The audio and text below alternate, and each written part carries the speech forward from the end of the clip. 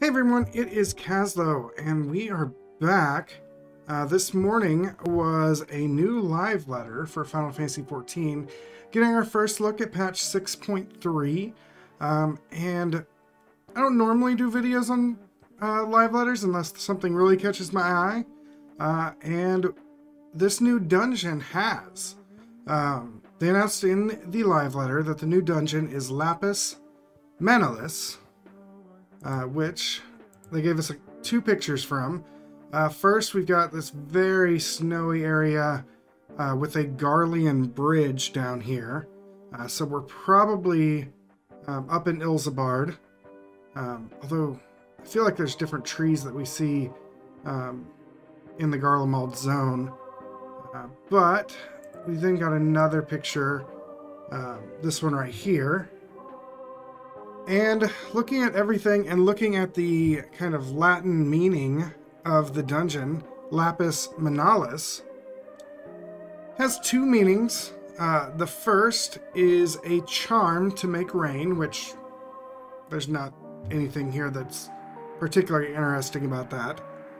But the second one is the Lapis Manalis is kind of treated as this gate to the underworld, or more specifically, the stone that kind of blocks the gateway to the underworld, or Hades. So, considering we've got a Garlemald zone, we've got a gateway to the underworld, and the previous emperor...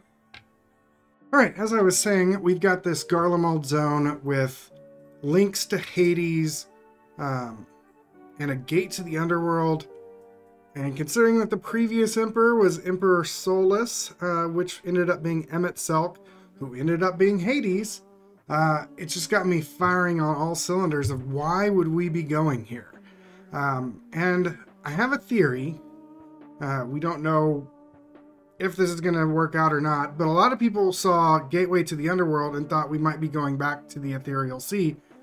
But we already have an access to the Ethereal Sea that we can use on kind of on demand. We're in fact using it in Pandemonium in the Ideascope.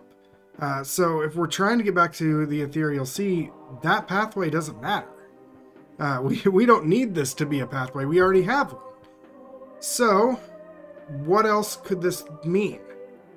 I think this might be where the tomb of Emperor Solus was.